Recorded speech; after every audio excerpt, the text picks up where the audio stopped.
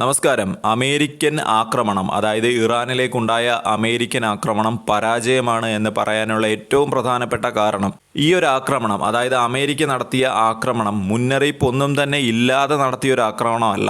അതിനാൽ തന്നെ ഇറാന് തയ്യാറെടുക്കുവാനായിട്ടുള്ള സമയം അത് ധാരാളമായി ലഭിച്ചിട്ടുണ്ട്. B-2 ബോംബറുകൾ പറന്നുയരുന്ന സമയത്ത് തന്നെ എല്ലാ മാധ്യമങ്ങളും അത് കവർ ചെയ്തതാണ്. ഈ B-2 ബോംബറുകൾ ആരെ ലക്ഷ്യമിട്ടാണ് പോകുന്നത് എന്ന് സാമാന്യ ബുദ്ധിയുള്ള ഒരാൾക്ക് മനസ്സിലാക്കാൻ കഴിയുന്ന കാര്യം മാത്രമേ ഉള്ളൂ. അത് ഇറാന് മാത്രം മനസ്സിലായില്ല എന്ന് നമുക്ക് പറയാൻ കഴിയില്ല. തീർച്ചയായിട്ടും ഇറാനും അറിയാം ആ ഒരു കാര്യം. ഈ ഒരു ആക്രമണം എന്ന് പറയുന്നത് അവരെ തന്നെ ലക്ഷ്യമിട്ട് വരികയാണെന്ന്.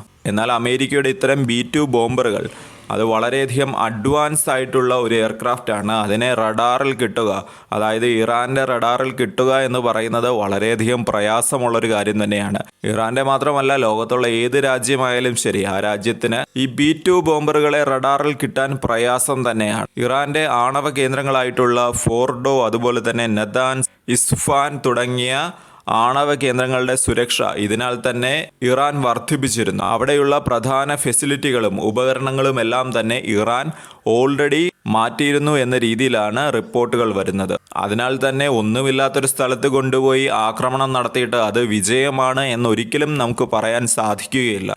ചുരുക്കി പറഞ്ഞു കഴിഞ്ഞാൽ ഇറാൻ്റെ ആണവ കോർ ഘടകങ്ങളിൽ യാതൊരുവിധ നാശം വരുത്താൻ ഇസ്രയേലിനോ അതുപോലെ തന്നെ അമേരിക്കയ്ക്കോ സാധിച്ചിട്ടില്ല. അമേരിക്കൻ ആക്രമണം അത് പരാജയമായത് തീർച്ചയായിട്ടും ഇറാനെയും ഇറാൻ്റെ രാഷ്ട്രീയ നേതൃത്വത്തിനും ആത്മവിശ്വാസം നൽകുന്ന ഒരു കാര്യം തന്നെയാണ്. നിരവധി വിദേശ രാജ്യങ്ങളാണ് ഇപ്പോൾ അമേരിക്കയുടെ ഈ നടപടി, അതായത് ഇറാനിൽ കൊണ്ടുചെന്ന് ഈ ഒരു ആക്രമണം നടത്തി ഈ ഒരു നടപടിയെ വിമർശിച്ചുകൊണ്ട് രംഗത്ത് വരുന്നത്.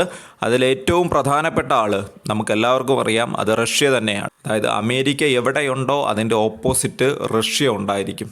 അതാണ് വർഷങ്ങളായിട്ട് നടന്നു പോകുന്ന ഒരു കാര്യം. അമേരിക്കയുടെ ആക്രമണങ്ങൾ, അതായത് ഇസ്ഫഹാൻ, അതുപോലെ തന്നെ നാതൻസ്, അതുപോലെ ഫോർഡോവിലെ ആണവ കേന്ദ്രങ്ങളിൽ അമേരിക്ക നടത്തിയ ആക്രമണം തികഞ്ഞ പരാജയമാണ് എന്ന് പറയുന്നത് deputy council of Russian federation Dmitry Medvedev ആണ്.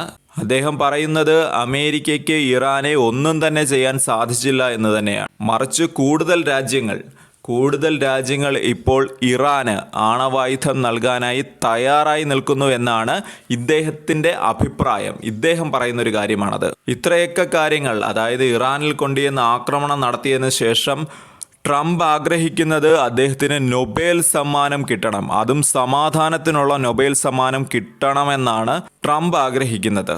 അതിനെയും ഇദ്ദേഹം പരിഹസിക്കുന്നുണ്ട്. എന്നാൽ അമേരിക്കൻ ആക്രമണം പരാജയമാണ് എന്നതാണ് വസ്തുത എന്ന രീതിയിൽ നിരവധി മാധ്യമങ്ങൾ ഇപ്പോൾ റിപ്പോർട്ട് ചെയ്യുന്നുണ്ട്. അതനുസരിച്ചുള്ളൊരു സ്ക്രീൻഷോട്ട് ഞാനിവിടെ കൊടുത്തിട്ടുണ്ട്.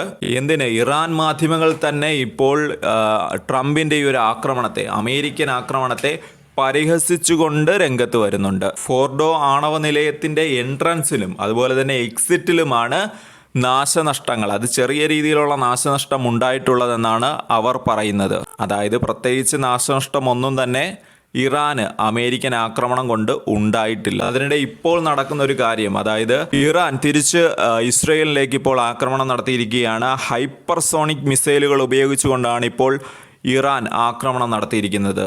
ഇതിൽ 3 ഇസ്രയേലികൾ മരണപ്പെട്ടു എന്നും ഇപ്പോൾ അറിയാൻ സാധിക്കുന്നുണ്ട്. അമേരിക്കൻ അറ്റാക്കിന് ശേഷവും ഇറാൻ ഇസ്രയേലിനെ വിടാനായിട്ട് ഭാവമൊന്നുമില്ല. അതിനാൽ തന്നെയാണ് ഇപ്പോൾ ഇങ്ങനെ ഒരു ആക്രമണവും ഉണ്ടായിരിക്കുന്നത്. അതായത് ഇസ്രയേലും ഇറാനും അവർ പഴയതുപോലെ തന്നെ ഇപ്പോഴും തുടർന്നുകൊണ്ടിരിക്കുകയാണ്. അങ്ങോട്ട് ആക്രമിക്കും, തിരിച്ചിങ്ങോട്ടും ആക്രമിക്കും. ഇസ്രയേലി സേന സജീവമായി തന്നെ ഈ ഒരു ആക്രമണം, ഇറാനിൽ നിന്ന് വരുന്ന ആക്രമണം തടയാൻ ശ്രമിച്ചു എങ്കിലും അതിൽ ഒരു പരിധിവരെ അവർ സക്സസ്ഫുൾ ആയി എങ്കിലും മൊത്തം മിസൈലുകളെയും ഇൻ്റർസെപ്റ്റ് ചെയ്തിടാനായിട്ട് ഇസ്രയേലി സേനയ്ക്ക് സാധിച്ചില്ല. അതിനാൽ തന്നെയാണ് ഇപ്പോൾ ഈ ഒരു നാശനഷ്ടം ഇസ്രയേലിനുണ്ടായിരിക്കുന്നത്.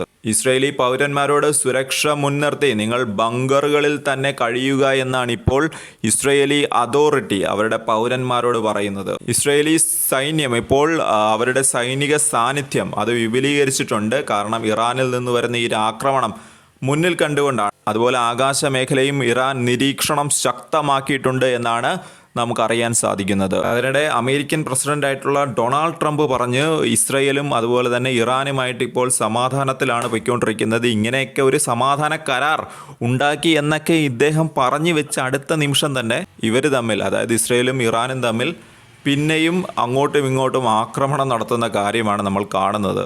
അപ്പോൾ അമേരിക്കൻ പ്രസിഡൻ്റായിട്ടുള്ള ട്രംപ് പറഞ്ഞ സമാധാന പ്രഖ്യാപനം അതെവിടെ പോയി എന്നുള്ളതാണ്. അതായത് ട്രംപ് കുറച്ച് ദൂരത്ത് മാറി നിൽക്കട്ടെ, ബാക്കി രണ്ടുപേരുമാണ് ഇപ്പോൾ തീരുമാനിക്കുന്നത് എന്ന രീതിയിലും നമുക്കിതിനെ വിലയിരുത്താൻ സാധിക്കും. എന്നിരുന്നാലും സമാധാനം അതുണ്ടാകട്ടെ എന്ന് തന്നെ ആഗ്രഹിക്കുന്നു. കാരണം ഖത്തറിലേക്കൊക്കെയാണ് ഇപ്പോൾ ഒരു ആക്രമണം വന്നിരിക്കുന്നത്. അമേരിക്കൻ ബേസ് ലക്ഷ്യമിട്ടാണ് വന്നത് എങ്കിൽ പോലും ഖത്തറിൽ സാധാരണക്കാരായിട്ടുള്ള ജനങ്ങൾ താമസിക്കുന്നുണ്ട്. അവരുടെ സുരക്ഷ മുൻനിർത്തിയെങ്കിലും നമ്മൾ കരുതണം. ഈ ഒരു യുദ്ധം അത് എത്രയും പെട്ടെന്ന് കഴിയട്ടെ എന്ന് ആഗ്രഹിക്കുന്നു. അതുപോലെ തന്നെ മിഡിൽ ഈസ്റ്റ് മേഖല അത് സമാധാനത്തോടെ ഇരിക്കാനും ആഗ്രഹിക്കുന്നു.